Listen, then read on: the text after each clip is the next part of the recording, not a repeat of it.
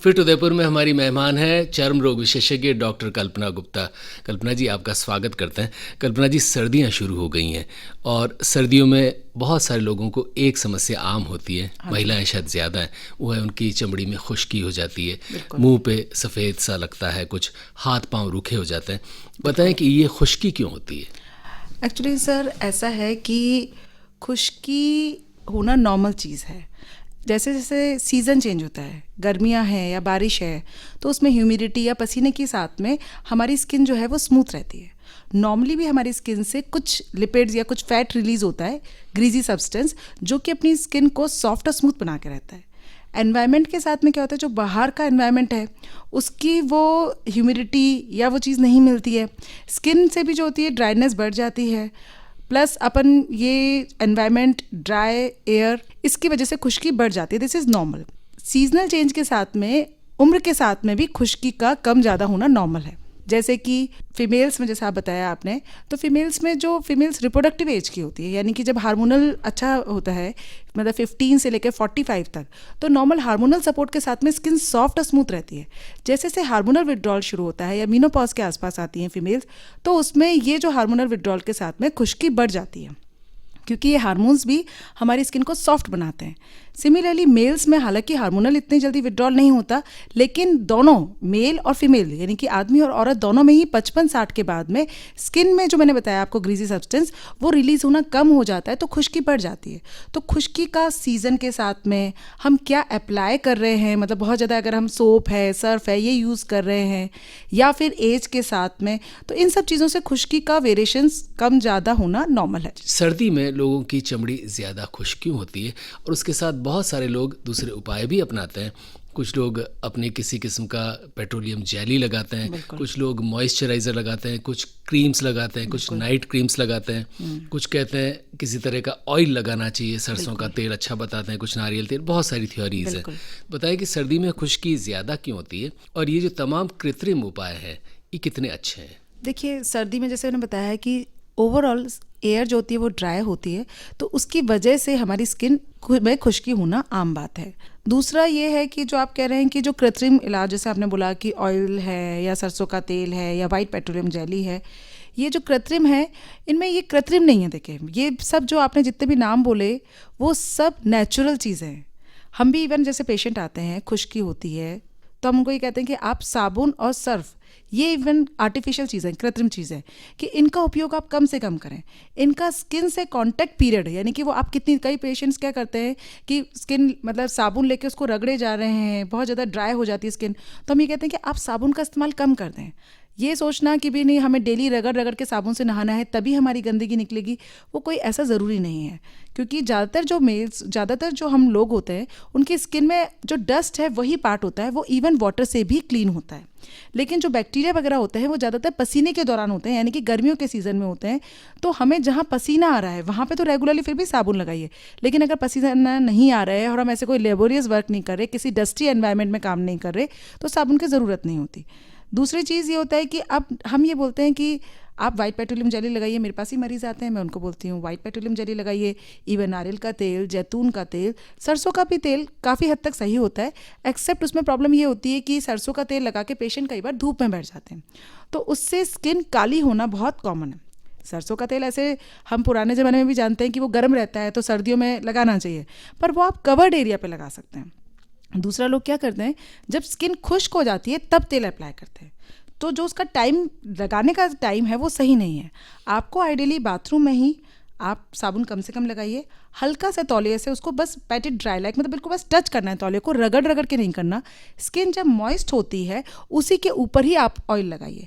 आप चाहें तो कोकोनट ऑयल, ऑलिव ऑयल, सरसों का तेल भी लगा सकते हैं। सरसों का तेल एक्सेप्ट वो एक्सपोज पार्ट जो होते हैं, जैसे जो धूप से एक्सपोज होते हैं, उनको अवॉइड करना है। वाइट पेट्रोलियम जेली इस्तेमाल कर सकते हैं। कई बार तो मैं अपने मरीजों को ग्लिसरीन गुलाब जल भी बोलती हूँ, क्योंकि जब बहुत ज़्यादा ड्राई स्किन होती है, पर ये सब चीज़ें आपको मॉइस्ट स्किन पर अप्लाई करनी है।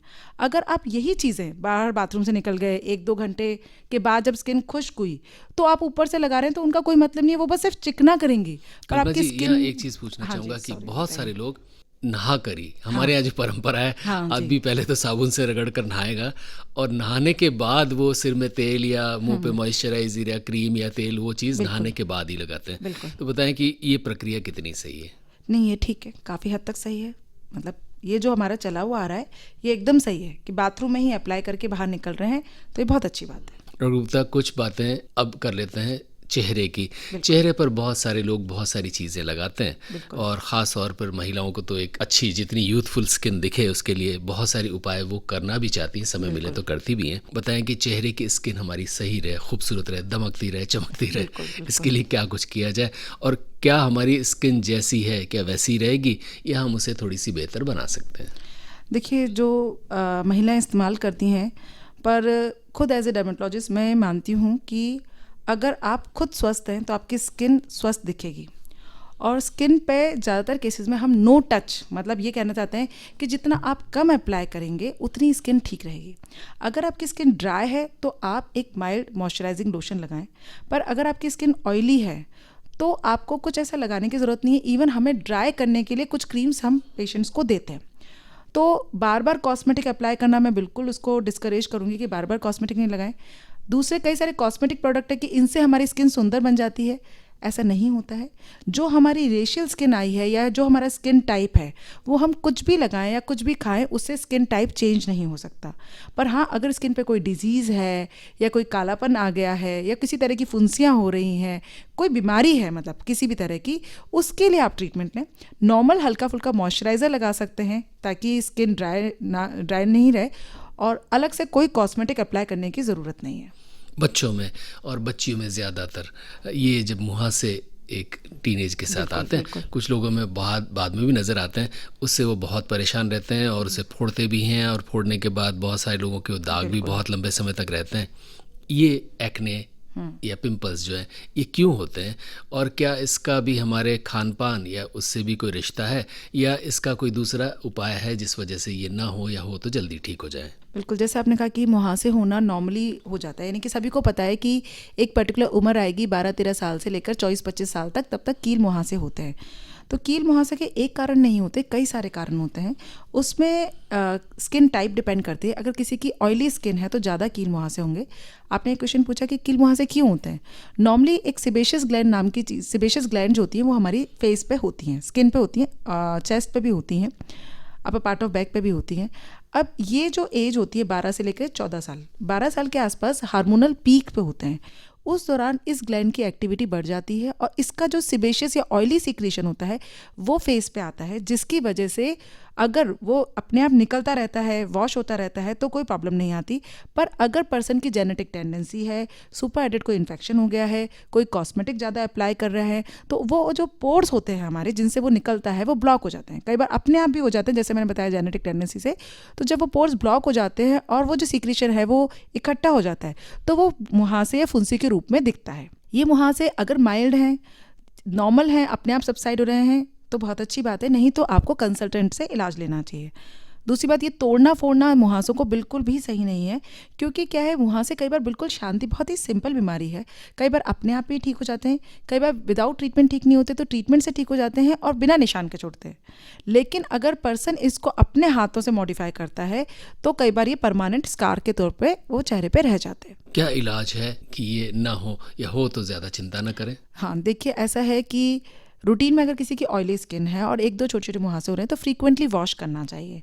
कोई ज़रूरी नहीं है, लोग सोचते नहीं फेस वॉश, ये वाला फेस वॉश बेटर है, वो वाला फेस वॉश है, ये मैं इन चीज़ों को नहीं मानती। मुझे लगता है फ्रीक्वेंटली ऑयल जो है वो वॉश होना ज़रूरी है। दूसरा, कॉस्मेटिक का अप्लाई नहीं करें। कई लोग जो है कि जैसे आप बता रहे थे कि कॉस्मेटिक है, सुंदर बनाने की जो क्रीम्स हैं, कई बार वो इनफैक्ट मुहासे कर जाते हैं। कई बार लोग क्या करते हैं कि फेशियल या जैसे मसाज वगैरह कराते हैं तो उनसे भी मुहासे हो जाते हैं। तो वो चीज़ें आपको थोड़ा सा फेशियल वगैरह उस तरह की चीज़ें अवॉइड करनी चाहिए। मुहासों के लिए जब तक वो अपने आप ठीक हो रहे हैं, कुछ 2-4 मुहासे हैं तो उसके लिए चिंता करने की कोई ज़रूरत नहीं है। लेकिन अगर वो अपने आप ठीक नहीं हो रहे हैं, ज़्यादा हैं, नंबर में ज़्यादा हैं, गांठे के फॉर्म में हैं या उनमें पस भर गया है तो वो स्किन स्पेशलिस्ट को ज़रूर दिखाएं। कल्पना जी, अब हाथों की भी बात कर लें। बिल्कुल। कोविड आने के बाद में बहुत लोगों ने, अब तो अनिवार्य भी हो गया कि आपको हाथ धोने ही है, और डॉक्टर्स सजेस्ट करते हैं कि बिल्कुल। आप जैसे ही घर में पहुँचे या कहीं जाएँ तो हाथ ज़रूर धोएं, इतने बिल्कुल। सेकंड धोएं, अच्छी तरह धोएं, और धोने के लिए कोई डिटर्जेंट आप इस्तेमाल करें। बिल्कुल। ये बताएं कि हाथ धोना जो आदत है या अनिवार्य हो गया है, ये कितना ज़रूरी है? और बहुत सारे लोगों को रूखी समस्या, और ख़ास तौर पर सर्दी में हाथ पांव रूखे होने, उनकी चमड़ी छिल जाना, इसकी भी समस्या रहती है। और कुछ लोगों को हो सकता है इस तरह के साबुन या इस तरह के पदार्थों से एलर्जी भी हो, हाथों में बिल्कुल। रफ हो जाती है। बहुत सारे लोग कहते हैं कि साहब पहले हमारे हाथ जो है थोड़े अच्छे सुंदर हुआ करते थे, और जब से कोविड आया तो देखिए बिल्कुल पत्थर जैसे हो गए। बिल्कुल। ये बताएं कि हाथ धोना, पाँव धोना, ये डिटर्जेंट का इस्तेमाल, सोप का इस्तेमाल कितना ज़रूरी है, कितना जायज़ है, और इसके क्या क्या इफ़ेक्ट्स हैं, और कोई परेशान है तो क्या करें? अच्छा, देखिए, वैसे कोरोना या ये कोविड एरा के अंदर हाथ धोना ज़रूरी तो है, पर जैसे आप बाहर जा रहे हैं या बाहर से अंदर आ रहे हैं, खाना खा रहे हैं, या आपने कोई ऐसा किसी जगह को टच किया है, तो आप हाथ धोएं। पर ऐसा नहीं कि आप नॉर्मली घर में हैं और फिर भी आप हर आधा घंटे में जाके या हर 15 मिनट में जाके हाथ धो रहे हैं, घर में हैं, बार बार सैनिटाइज़र, बैठे बैठे ही हर 15-20 मिनट में सैनिटाइज़र लगा रहे हैं, तो ये बिल्कुल उचित नहीं है। हाथ धोना चाहिए, लेकिन एज एंड व्हेन रिक्वायर्ड। दूसरा ये है कि अगर हाथों, यदि हम फ्रीक्वेंटली इनको यूज़ करते हैं, सैनिटाइज़र या सोप को यूज़ करते हैं, तो उससे ये प्रॉब्लम आती है कि ड्राइनेस बढ़ जाती है। ड्राइनेस धीरे धीरे करके एक्जिमा के रूप में कब कन्वर्ट हो जाए, एलर्जी के रूप में, उससे हाथों में चीरे होना, दर्द होना, इन्फेक्शन होना, ये सब भी साथ के साथ डेवलप हो जाता है। तो एक तो ये कि मैं ये कहूँगी कि जो लोग हाथ धोते हैं वो लिक्विड सोप अवॉइड करें। बार यानी कि जो बट्टी जिसको हम बोलते हैं वो ज़्यादा यूज़ करें, क्योंकि लिक्विड सोप में क्या होता है, जितना ज़्यादा फोम बनता है वो उसमें उस फटाफट से फोम बनाने के लिए इस तरह की चीज़ें होती हैं जिससे स्किन और ज़्यादा ड्राई होती है। तो जिनमें ड्राइनेस की टेंडेंसी है या ड्राइनेस अवॉइड करना चाहते हैं तो वो इस तरह के सोप यूज़ करें जिसमें कम फोम बने, और दूसरा वो लिक्विड ना हो, बार के फॉर्म में हो। दूसरी, जस्ट हाथ धोने के बाद में आप कोई भी मॉइस्चराइज़र या सिंपल आप अपना वाइट पेट्रोलियम जेली है या इवन नारियल का तेल है, जस्ट आफ्टर बाथ आप उसको अप्लाई कर सकते हैं। जो एरिया जहाँ पे आपको लगता है कि बार बार फ्रिक्वेंटली ड्राइनेस हो रही है, स्किन ड्राई होकर निकल रही है, छिलके के फॉर्म में निकल रही है, वहाँ वो लगा सकते हैं। और हाथ पांव अगर बहुत ज़रूरत से ज़्यादा रूखे हैं, फट रहे हैं, तो क्या किया जाए? उसके लिए देखिए, जो मैंने बताया आपको कि वाइट पेट्रोलियम जेली है, नारियल का तेल है, सॉक्स वगैरह पहन के रहें, और अवॉइड करें ज़्यादा वॉश करना, ज़्यादा सैनिटाइज़र करना। और अगर ठीक नहीं होता तो हमारे पास स्किन स्पेशलिस्ट के पास आइए। महिलाओं में ख़ास तौर पे वे काम भी करती हैं, एड़ियाँ फटना, उनके लिए आप देखेंगे कि ज़्यादातर महिलाओं की एड़ियाँ में क्रैक्स आपको मिलेंगे, और कुछ लोग आज उसके लिए कुछ क्रीम वगैरह लगाने लगे हैं या ऑयल इस्तेमाल, कुछ कहते हैं उसके बाद भी फ़र्क नहीं पड़ता। और सॉक्स पहनना चूँकि उनके लिए प्रैक्टिकल नहीं है, काम करना उनको। आदमियों में भी कुछ आदमियों में ये क्रैक्स मिलेंगे, जबकि वो उनका बाहर एक्सपोजर भी नहीं है, यानी वो एक जगह से।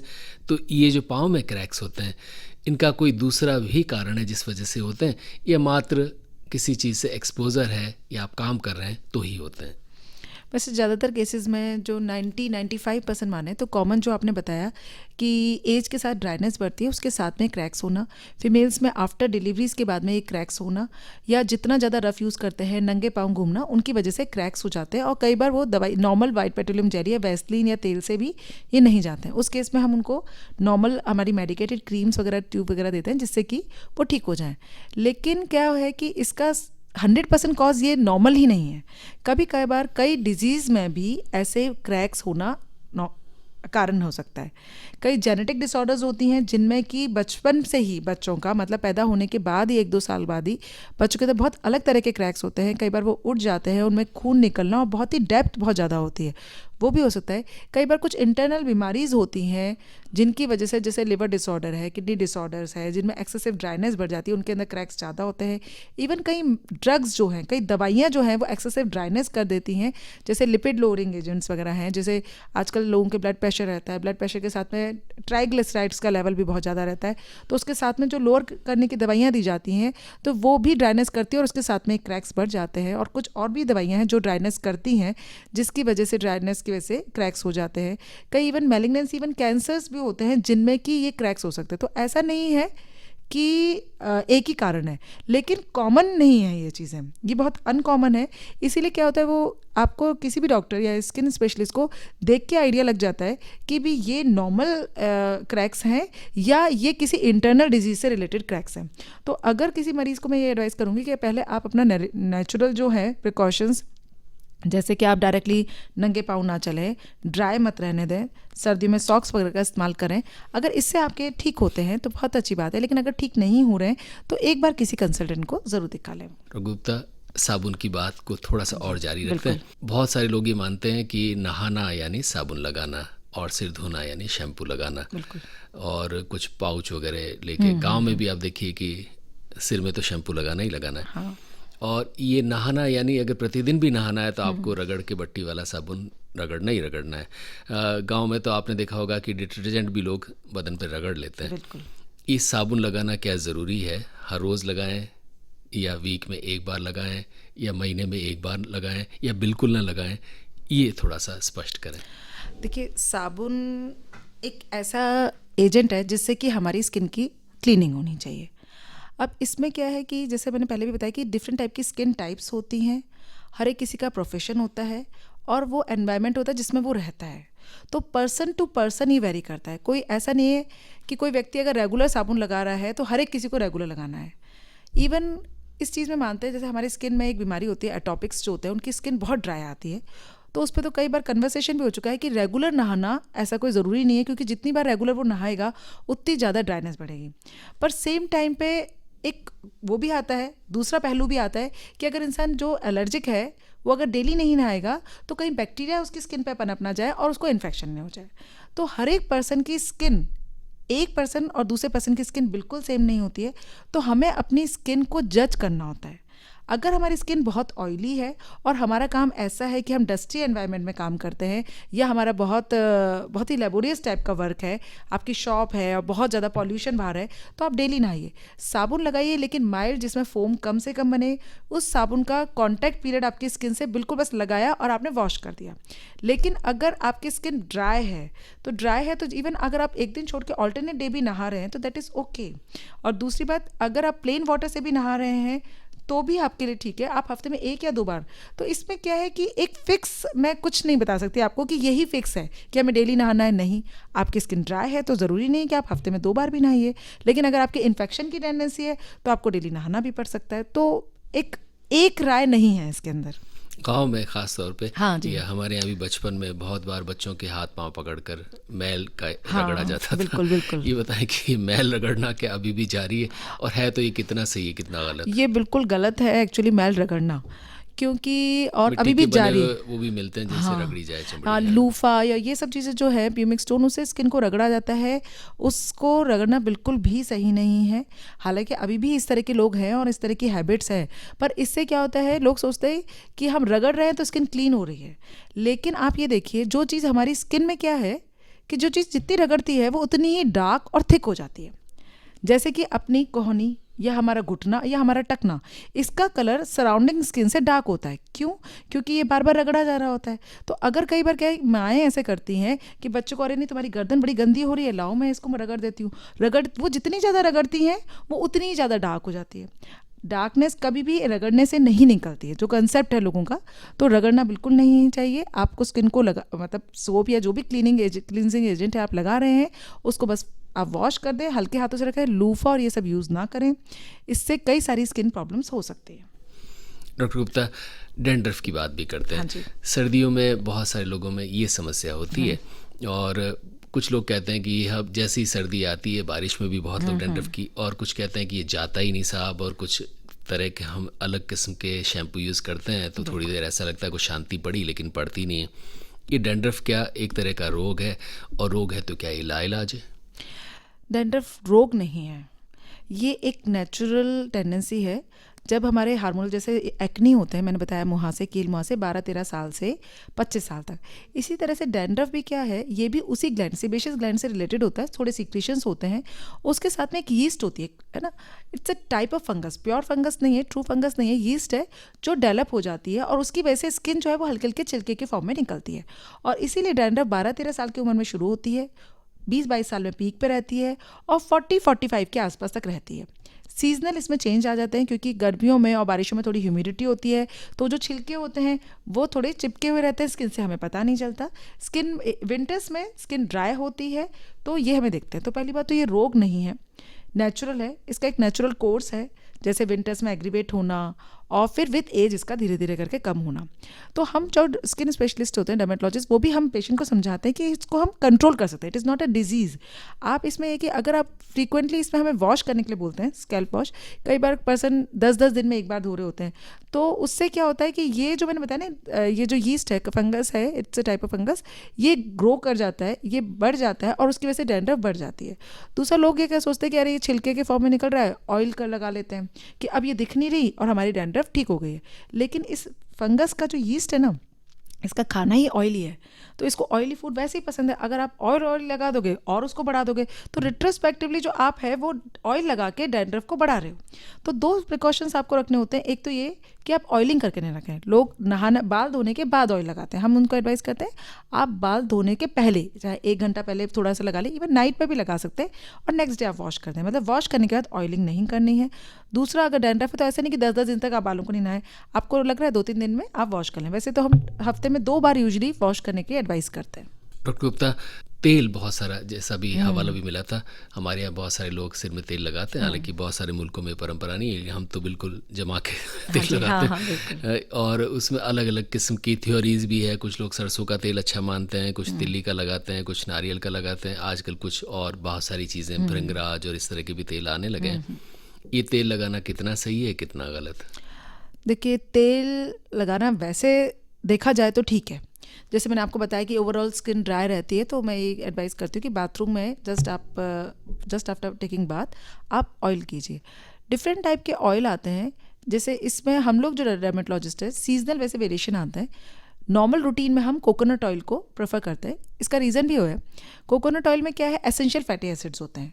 वो एसेंशियल फैटी एसिड, दूसरा वो बहुत ज़्यादा ऑयली नहीं होता है, तो स्किन के संग एकदम मिक्स हो जाता है और हमारे स्किन को वो एसेंशियल फैटी एसिड्स भी मिलते हैं, तो स्किन हमारी ठीक रहती है। तो ऑयल लगाना एक तरीके से तो ठीक है। मस्टर्ड ऑयल है, उसमें फ़ायदा ये रहता है कि उसमें ऑयलिंग के साथ साथ एक एंटी फंगल प्रॉपर्टीज़ भी होती है।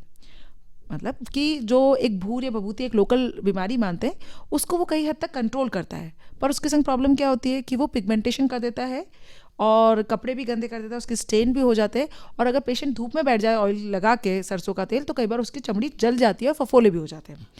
तिल्ली का तेल, मतलब जो चीज़ अगर नेचुरल है, इसमें प्रिजर्वेटिव नहीं है, कलरिंग एजेंट नहीं है, बहुत ज़्यादा ऊपर से खुशबू नहीं डाली हुई है, तो मैं कहूँगी कि ऑलमोस्ट सभी तेल इक्वल हैं, तो वो आप लगा सकते हैं अगर आपकी स्किन इसको एब्जॉर्ब कर रही है और ठीक से रेस्पॉन्ड कर रही है।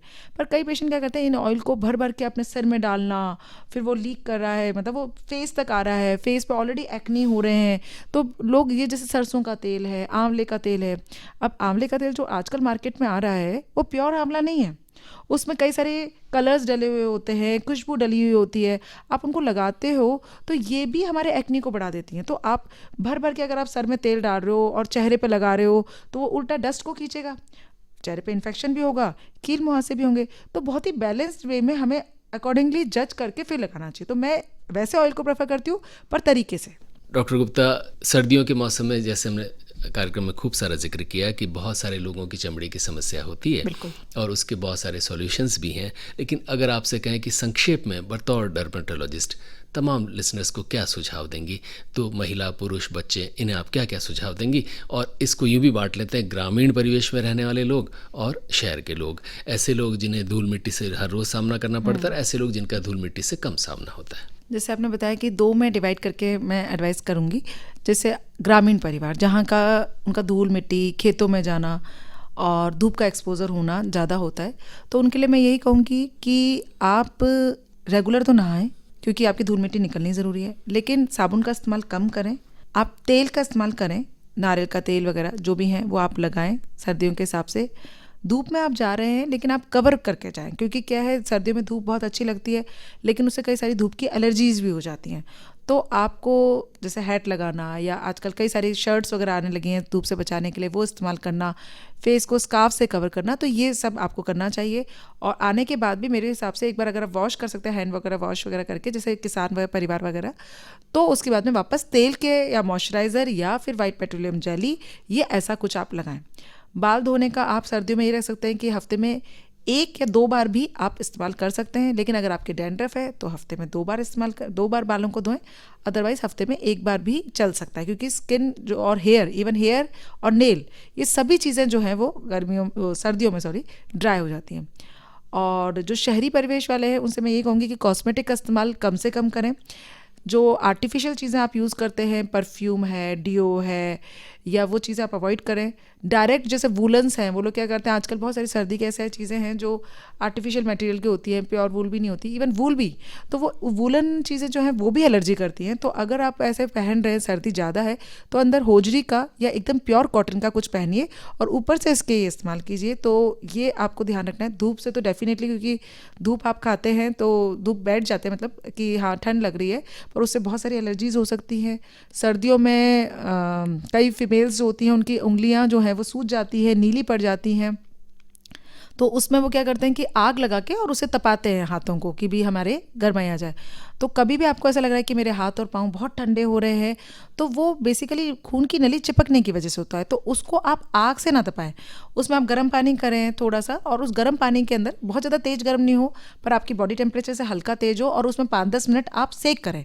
तो मतलब लिक्विड सोप करें, आपको वार्म कंप्रेसर्स टाइप करना है, लेकिन आपको पानी से करना है, आपको आग से नहीं करना, वरना उससे फफोले भी हो सकते हैं। वाइट पेट्रोलियम जेली, वैसलीन, तेल, आप इनका इस्तेमाल अकॉर्डिंगली करें, आर्टिफिशियल चीज़ों पे ना जाएं। कल्पना जी, दुर्भाग्य से हमारे देश में बहुत सारे लोग चमड़ी के स्वास्थ्य को रंग से भी नापते हैं, यानी आप सांवले हैं, काले हैं, तो यानी आपकी चमड़ी अच्छी नहीं है, और आप गोरे हैं तो मतलब आपकी स्किन बहुत अच्छी है। हाँ जी। और एक बहुत बड़ा मार्केट भी इस देश में दुर्भाग्य से ऐसा हो गया है जो आपके रंग को गोरा करने का दावा करता है। ये गोरा रंग काला न पड़ जाए, ये फिनोमेनन कैसे कम हो, और ये कितना वैज्ञानिक है, और इसको रोकने के जो इस तरह के उपाय हैं, इनके बारे में क्या कहेंगी? देखिए, ये बात सही है। हमारी पता मतलब ये कहें कि बदकिस्मती है कि जो हमारा स्किन टाइप है ना, हम इंडियन स्किन का, वो बेस्ट टाइप है। आपको पता है स्किन की 5 टाइप्स होती हैं, कई बार तो 6, बहुत ज़्यादा डार्क जो नीग्रोज में होती है उसको भी 6 बोल देते हैं, पर 5 यूजुअली 5 टाइप्स है, हमारी 5 टाइप्स होती है। उसमें जो हम लोग स्किन वाले आते हैं, हम लोग जो इंडियंस आते हैं, उनकी 3rd या 4th, मैक्सिमम यूजुअली 4th होती है, पर किसी किसी की 3rd भी होती है। 1st और 2nd जो होती हैं वो बहुत ज़्यादा फेयर होती हैं। जो फॉरेनर्स जो आपने देखे होंगे, जो अमेरिकन्स या है ना यूरोपियंस जो होते हैं, उनके एकदम रशियंस जो है स्किन टाइप, वो कलर बहुत फेयर होता है, लेकिन आप ये माने कि उनका स्किन बर्न होना, स्किन कैंसर्स होना उनमें, क्योंकि उनके अंदर प्रोटेक्शन नहीं है। कलर जो पिगमेंट्री सेल्स होती है वो हमारी स्किन को प्रोटेक्शन देती है। तो जो फेयर स्किन है उसमें वो पिगमेंट्री सेल्स जो है वो इतना अच्छा काम नहीं करती हैं, तो उसकी वजह से उनके सन बर्न होना और स्किन कैंसर्स होना, स्किन की एलर्जीज होना बहुत कॉमन है। जो एकदम 5 टाइप्स होती है, 5th टाइप जो होती है, जो नीग्रोज की होती है, जो एकदम डार्क कलर होता है, हालांकि वो भी प्रोटेक्टेड रहती है, पर उसमें पिगमेंट्री सेल्स के कुछ कार्सिनोमा होना वो फिर भी कंपैरेटिवली कॉमन होता है, और नो डाउट वो थोड़ी सी डार्कर साइड पे हो जाती है। तो जो हमारी 3rd और 4th है उसमें बहुत ही बैलेंस्ड वे में हमारा पिगमेंट्री सेल्स है, जो कि हमें स्किन एलर्जी से, सन एलर्जी से भी बचाता है, स्किन कैंसर से भी बचाता है, और जो पिगमेंट्री सेल्स के कैंसर्स होते हैं उनसे भी बचाता है। तो देखा जाए तो हमारी बहुत ही बेस्ट टाइप है। और ये जो गोरा होने का कंसेप्ट है ये बिल्कुल ही सही नहीं है। गेहुआ रंग अगर देखा जाए तो वो बेस्ट होता है। दूसरी बात, कई सारे आजकल है ना मार्केट में पूरी पब्लिसिटी और प्रोपेगेंडा बना दिया है कि इससे फेयर होते हैं। कोई भी प्रोडक्ट लो, यूज़ कर लो, वो कोई भी प्रोडक्ट आपको परमानेंटली गोरा नहीं कर सकता, क्योंकि स्किन जो टाइप्स होती है वो जेनेटिकली से डिजाइन, मतलब जेनेटिकली ही डिटरमाइंड होती है। तो जो आपकी चमड़ी का रंग है वो तो वैसा ही रहेगा। टेम्परेरी आप हाँ, थोड़ा बहुत ऊपर, हो सकता है। आप 19 से 20 कर सकते हो, चलो 19 से 21 कर सकते हो, पर ऐसा नहीं कर सकते कि भाई एकदम ही चेंज कर दिया और वो चेंज परमानेंट होगा, ऐसा नहीं होता। लेकिन शादी से पहले हल्दी लगा ली जाए तो कुछ फर्क पड़ता हाँ, है। नहीं, ऐसे कई मेडिसिन भी आती हैं, ऐसा नहीं है, क्योंकि हम लोग भी even dermatologist as a cosmetologist भी प्रैक्टिस करते हैं। कई सारी मेडिसिन हैं जो टेम्परेरी स्किन का कलर थोड़ा बदलती हैं, पर बहुत ज़्यादा चेंज नहीं करती टाइप को, लेकिन जो आपका एक्चुअल कलर है उससे वो फेयर कर देती है, पर वो टेम्परेरी होता है। हमारी दिखावटी चमड़ी पर, जो चमड़ी दिखाई पड़ रही है उसके बारे में, जो अंग जो नज़र आ रहे हैं, लेकिन कुछ ऐसे अंग हैं जो नज़र नहीं आते, उनके बारे में भी थोड़ी सी बात करते हैं। सर्दियों में बहुत सारे लोगों को बैक्टीरिया और फंगल ये इन्फेक्शंस होते हैं, या कहते हैं बढ़ जाते हैं, खुजली बढ़ जाती। बताएं कि ये क्या सर्दी से ही इसका कुछ ताल्लुक है या ये कभी भी हो सकते हैं? इनके क्या कारण है और क्या क्या इसके उपाय हैं? देखिए, बैक्टीरियल फंगल इन्फेक्शंस तो ज़्यादातर वैसे गर्मियों में होते हैं, क्योंकि जितना ज़्यादा पसीना होता है वहाँ पे पसीना, वार्म, ह्यूमिड एनवायरनमेंट होता है, वहाँ पे ये बैक्टीरिया और फंगस पनप जाते हैं, तो वो गर्मियों में ज़्यादा होते हैं। लेकिन ऐसा नहीं है कि सिर्फ वहीं उसी टाइम पे हो, ये साल में कभी भी हो सकता है। तो ऐसा नहीं है कि सर्दियों में ही ज़्यादा होते हैं, सर्दियों में भी हो सकते हैं, लेकिन मेनली गर्मियों में ज़्यादा होते हैं। और दूसरा ये खुश्की, नो डाउट खुश्की का जो पार्ट है वो ज़्यादातर अपने सर्दियों में होता है। और तीसरी चीज़ आपने महेंद्र जी क्या पूछी थी? फंगल और बैक्टीरिया। हाँ, फंगल एंड बैक्टीरिया। इसके उपाय ये है कि फंगल और बैक्टीरिया में जो इन्फेक्शंस, वैसे तो अपन रेगुलरली अगर जैसे क्लीनिंग मेंटेन रखते हैं तो ये वॉश आउट होते रहते हैं। इसके लिए ये है कि आप वार्म और ह्यूमिड एनवायरनमेंट ना दें, थोड़े ढीले कपड़े पहने जिससे कि हवा पास हो। लोग क्या है आजकल टाइट फिट जीन्स और ये सब पहनने का जो ट्रेंड हुआ है, या वो जो सिंथेटिक मटेरियल की चीज़ें जो पहनने का हुआ है, उसकी वजह से ये चीज़ें ज़्यादा आपकी हो जाती हैं। दूसरा, आप किसी से कपड़े शेयर नहीं करें। किसी को अगर इन्फेक्शन हो रहा होगा तो वो इन्फेक्शन आपके थ्रू, पसीने के थ्रू आपके अंदर ट्रांसफ़र हो सकता है।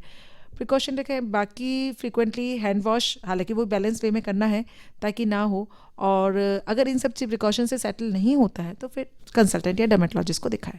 थोड़ी सी बात करते हैं आंतरिक सफाई की भी, खास तौर पे जांघों के आसपास बहुत सारे लोगों में, ग्रॉइन एरिया जो बोलते हैं, वहाँ बहुत सारे लोगों में इन्फेक्शंस होते हैं, और महिलाओं में भी ये समस्या होती है क्योंकि बहुत बार ये अंग नम रह जाते हैं। बताएं कि इनसे कैसे बचा जाए, और हो गए तो क्या इनका कोई इलाज नहीं है? नहीं, ये चीज़ जो है तो बहुत कॉमन, और इसके बारे में हर कोई जो ना खुल के बात भी नहीं करना चाहता, क्योंकि उनको लगता है कि अंदर की प्रॉब्लम है। पर ये भी हमारे बॉडी पार्ट्स हैं, इनका भी हमें उतना ही ध्यान रखना है जितना हम अपने फेस का ध्यान रखते हैं। एक तो टाइट फिट, जैसे मैंने पहले भी बताया आपको, टाइट फिट कपड़े जो है वो हमें अवॉइड करने चाहिए। सिंथेटिक मटेरियल के यूजीज, अंडरगारमेंट्स वगैरह जो है वो अवॉइड करने चाहिए। हमें कोशिश ये करनी चाहिए कि लाइट शेड में हो और कॉटन के हों, सूती कपड़े हों, तो वो जो है उसके, और आप अपने साइज़ से एक साइज़ बड़ा पहने जिससे कि हवा पास हो। तो उस तरह से अगर आप ध्यान रखेंगे और ड्राई रखेंगे, मतलब आप नहाए, कई बार क्या होता है लोग जल्दी जल्दी काम पे जाने के चक्कर में आपने कपड़े पहने और उसके बाद में जीन्स वगैरह से पहन ली, तो वो गीला और ज़्यादा रह जाता है, मॉइस्ट, जिसकी वजह से जांघों के साइड में जो फंगल इन्फेक्शन है वो हो जाता है। कई बार फंगल ही नहीं होता, पसीना रुका रहता है, तो हमारी बॉडी पे लोग सोचते हैं बैक्टीरिया है ही नहीं, लेकिन हमारी बॉडी पे भी हेल्दी बैक्टीरिया भी है और अनहेल्दी भी है, लेकिन वो एक बैलेंस में रहते हैं। तो जब लेकिन हम जल्दी जल्दी में ये सब चीज़ें करते हैं कि भी बंद कर दिया, हमारी ह्यूमिडिटी रह गई, तो वही बैक्टीरिया जो है वो अनहेल्दी बैक्टीरिया पॉपुलेशन इंक्रीज हो जाती है। तो मिक्स टाइप का इन्फेक्शन हमारे बैक्टीरियल है, वायरल है, फंगल है, वो साइड्स में हो जाता है।